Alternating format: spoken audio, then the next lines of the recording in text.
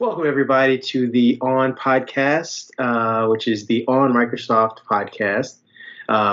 It's a bit confusing, but the more we say it, the more it'll become everybody's lingo. I'm your host, Kareem Anderson. I'm a writer and editor at On Microsoft, and I'm joined with. Arif Bacchus. I'm also a freelance writer and editor over at On Microsoft.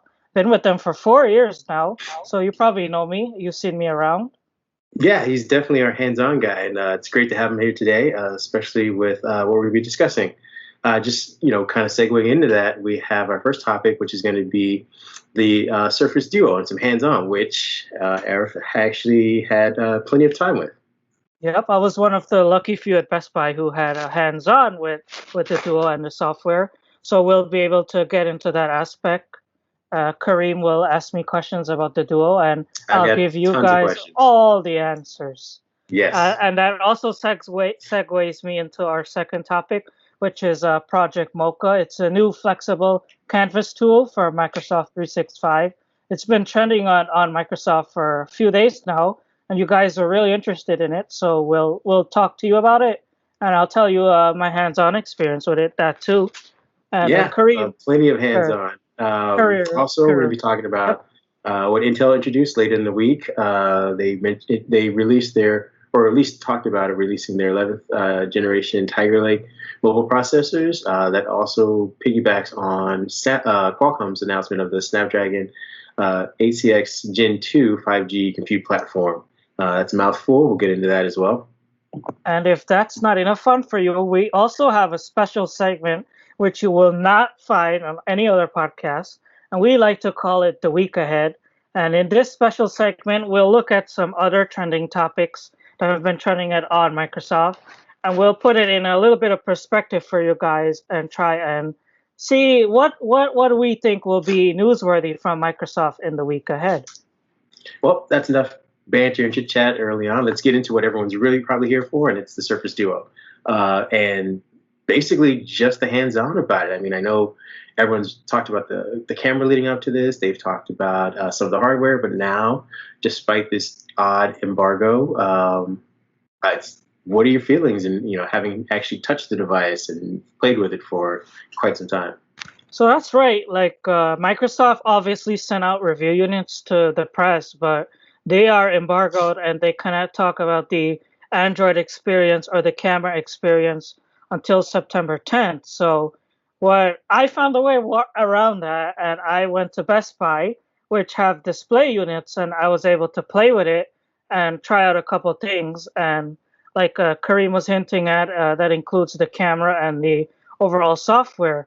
So before I get into that, I'll talk about the hardware aspect. And like I said in my hands-on post, which I'll have a link to, the most incredible thing is about how thin and light it is, and how premium this device feels. But aside from that, once you do the fold and you open the device, you get a version of Android that you've never seen before. Obviously, it's Android 10. Like Kareem knows, he's a Pixel 3 XL owner, and so am I. But the thing with the Duo exactly, there you go.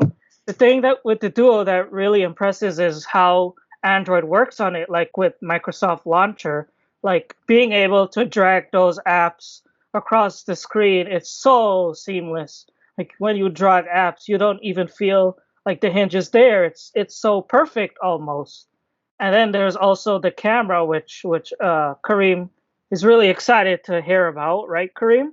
Well, I mean, again, as a Pixel owner, it's got a lot to live up to. I'm going to be realistic with everybody. I'm hesitant about switching from the Pixel to the Duo, but because it's a new form factor, because it's exciting, because not only do I write about Microsoft, but I'm just really interested in using these. I forget what they call them, but the pairings, essentially the flow. He called it something specific, but being able just to kind of have these new experiences on this type of device, I'm ready to make the jump and the leap to it. As you mentioned, you said the software experience was like nothing anyone has kind of experienced before with Android. And I've been using the Microsoft Launcher, the latest version, trying to prepare myself for it. I don't know if you've had an Android phone and you've been using it. Yeah, I've had a Pixel 3. Is it a good transition? I say it really feels a bit different because you have two screens. So it's really like you have two phones right next to each other right there. So you're able to do more. Like, for instance, I pulled up the New York Times and I had sticky notes on the other screen and I was able to do the inking. And also, I had two different websites like New York Times on one screen and on Microsoft on the other, and I was able to scroll both at the same time. So that's something that even you can't do on other Android phones, and it's really what makes the Duo unique. Not to mention the way the camera works, because this is something that I was really concerned about. I'm like, it only has one camera, so how will it work for me in my life? So obviously, I took some sample photos. You probably saw me tweeting about it, and it was in the Best Buy showroom floor. But what impressed me most about the Duo is the way that the camera works, because you have to flip the phone every time you want to switch from selfie to world. And that flip that you have with the camera, it's very seamless. It's almost like instantaneously. And Microsoft really, really, really perfected the software on the Duo. I'm telling you that if you had a doubt that Android would be buggy on the Duo, just go to the Best Buy and try it and open the camera app and flip the phone around and try and take photos, and you'll see how fluent Android is on the Duo. I mean, I'm looking forward to it, and just to kind of take a step back and assuage anybody's complaints about the embargo, which I know some people are having issue with, especially in comparison to the Galaxy Z Fold 2 5G megaphone, whatever else the title they add to it. And they're, the way that they kind of released it. I've been kind of reading comments in Reddit and kind of, scouring the YouTubes for all kind of videos and just kind of seeing what the conversation is like. And I took it upon myself to kind of understand where Microsoft's coming from with this embargo. And I don't really see it being any different, honestly, than the way that the Fold was released in any other embargo. Yeah, right. Usually you have a explosion of unboxings and first-hand impressions. No one comes out of the gate with their full-on review. They usually wait about 14 days. Some people, like Mr. Mobile or some other guys, take a decent amount of time, maybe about a month before they have their full review anyway. So with Microsoft saying, you can only talk about the hardware at this point in time, I feel like that's basically what people were going to do anyway. They were going to grab the phone, talk about how it flips, talk about how premium and thin it was, and then wait 2 weeks or so before they come out with the actual, hey, this is what I did with it. This is what I used it for the last two and a half weeks. It's something that you and I are familiar with as people who do reviews. Like yourself, you review Lenovo laptops, and I also review laptops. I'm a freelance writer, so I do all kinds of reviews. So when you get the Duo, the first impressions is always hardware, and then what do?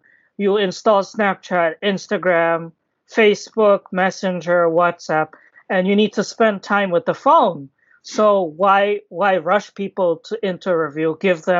Let them talk about the hardware first, and then give them time and let them experience it the right way, and let them play with the software. Because that's something that someone on YouTube commented about on my video on my hands-on. They're like, this guy doesn't know how to do the app pairing. this guy doesn't know how to do this.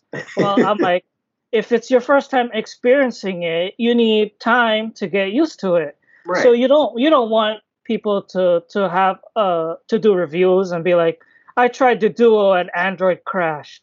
I tried the Duo and Android app pairs didn't work. I tried the Duo and the camera didn't work. So you have to give people time to go out there and to try it and get it right.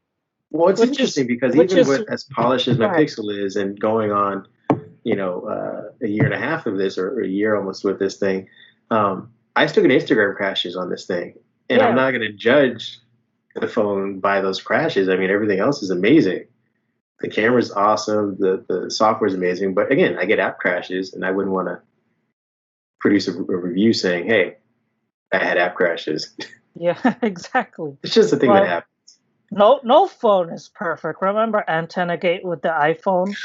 Yeah. Every phone maker has some sort of issue, and if it's Android and the software issue, if that would be a problem with the Duo, I cannot tell you, but we do know that Microsoft pushed back the release of the Duo by a week so they could get this software right.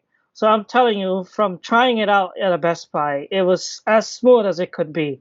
So I'm absolutely 99% positive that there won't be no software or Android problems with the Duo. And that is a stamp of approval for the Duo. All of you go out and buy it, spend all of your money, and if you have a bad experience, you know where to find him. Exactly. I'm sure we're going to be talking about the Duo again, probably every time we open up this podcast. But I think it's time to move on. We'll come back Yeah, again to it. we spent too much time about the Duo. Yeah. It Well, just let's shows quickly how get into our excited next we are. topic, which is the Project Mocha, and some more hands-on that you have with another product. So yeah, Mocha is something a little bit like Trello. I know some of you guys who follow us for our Office and Microsoft 365 coverage probably familiar with Trello. So Mocha is a bit like Trello, and it's one of those project management and workflow management apps and services. So it's basically like a canvas, and you could drag all of your content from Microsoft 365 into this canvas to help you plan your day. You could drag in like emails, weather, sticky notes, to-do lists, and it's on a canvas known as a space. You guys probably heard of Outlook Spaces. So Project Mocha is basically the same thing. It's just a different code name. And the reason why they call it Spaces is because you have different templates for different things you could do in Mocha. Excuse me. There are templates for like a weekly plan, a project plan, a school plan, a meal plan, or like a personal wellness plan. And with all these plans, you're able to drag the stuff from across Microsoft 365, like your emails, onto this board and analyze all of your thoughts. It's something that I myself use for my upcoming Surface Duo review, like I showed you in my hands-on, which we'll have a link to in the description, like how you could use this to plan your review or plan a day or plan something and get all of your thoughts at once. But enough about me. Kareem himself is someone who works multiple jobs, so pretty sure this is something that you'll find useful, right? Yeah, my day job is marketing, and every place I've worked at has some kind of management tool, some CRM for working in things. And I kind of compared this in my article about it, that this is nothing new. And we don't even know how well it'll work across all of these things. I know you had hands on, but it's kind of in preview right now. Yep. But where I see the big advantage is that it's a streamlined approach to Microsoft 365, specifically Office 365. And what it does is it allows people who have patchwork solutions. They might be using Trello, they might be using Slack, they might be using Google Docs as a way to kind of get around the hindrances of being a small to medium-sized business starting out and stuff like that. And so, pursuing a subscription-based solution with Microsoft may not have seemed feasible or financially viable at the time, but now you start adding things like this into the bundle, and you start seeing the benefit that Microsoft is building with this. You have now your Trello solution, you have your Slack solution, you have probably one of the best email solutions in Outlook, and it all starts to kind of make sense for people. I think which Microsoft is kind of going after for the these small to medium sized businesses. Yeah, it's been a thing for Microsoft. It's like have a one-stop hub for everything for your business.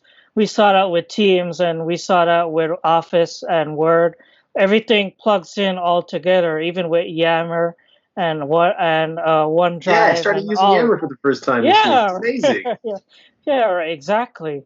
So it's all about trying to help make your life easier and make your business easier and get stuff done. Yeah. And again, it's we'll be seeing probably ideally some more information kind of leak out about this. Like I said, they kind of gave a preview in May. Still in It was preview. quiet because of COVID. I'm assuming they had a blog post this week about it being officially a project they're working on, and they're talking about rolling it out to more people. They haven't given a deadline. They haven't given an official business name, but I would assume over the next few weeks and months, we'll start to see more features and start to hear more about the development team as time goes on. And and Eric will give us more information as he gets it. Moving on, we'll be talking about more hardware potentially in the future and what it's being powered by, which is specifically not just Surface Duo. We're talking about yeah other hardware other hardware, beyond Android phones. but what we're about to talk about might dovetail into Surface Duo topics again, where we're talking about the release of Intel's 11th gen Tiger Lake mobile compute processing chip and Snapdragon's 8CX Gen 2 5G chips, where obviously this is the next generation of mobile chips and compute processing for them. Intel's version is saying they're promising up to about 20% faster processing speeds for office and productivity type solutions. They were very specific about that. So for anybody out there hoping for gaming or anything else, video streaming, stuff like that, we'll have to kind of hold our horses until we get a chance to test it out. They're also talking about being 2.5, almost 2.7 times faster with real world photo editing, and what that kind of should be for people. I'm assuming they're basing this off of Adobe. So any type of integration that can speed that processor up on computers, I'm sure all the creatives will appreciate that. So is it something you'll see in a Surface Pro 8 maybe? I would. I don't know, because Microsoft has always, since they got burned, and I forget which specific chip it was, about 3-4 years ago, they have been very cautious about putting the latest chip in, especially since the hardware is always about 3 years in production. So I would be cautious to see Intel's 11 gen in this fall's lineup, if and when they do announce it. They're usually a chipset behind, just so they can optimize everything and make sure that they have all the driver sets for it and people aren't kind of complaining out of the gate. Intel, like I said, burned them and Apple, and I'll have to go back to my reference on what specific chip it was, but it bogged down systems. It made Microsoft spent a good majority of, I think it was 2018, the end of 2017, 2018, just sending out firmware updates to kind of fix what Intel I think this was the Surface Book 2, not Surface Book 2, the original Surface Book that had that sleep-wake issue and hot back syndrome. So they'll hold off on it. But in the mobile side of things, Snapdragon's talking about their integrated GPUs, again, a leap in performance for gaming, up to 2 times. And I mean, I game on my phone now as it is, and it's amazing.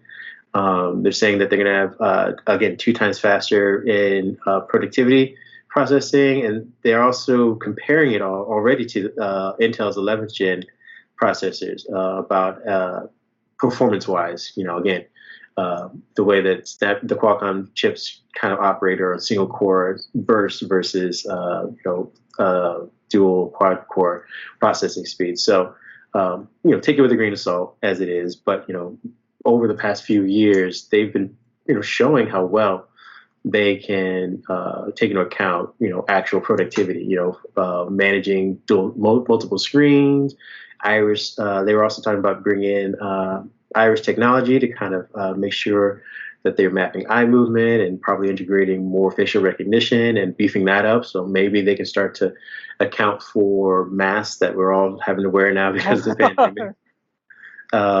They're also talking about integrated Wi-Fi 6, Thunderbolt 4, and Dolby Vision right off the bat support.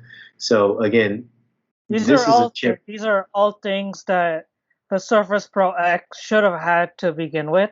So I know I cut you off there, but no, it's something that I think would go, as someone who used an original Surface Pro X, aside from the limitations because of Windows 10 and ARM.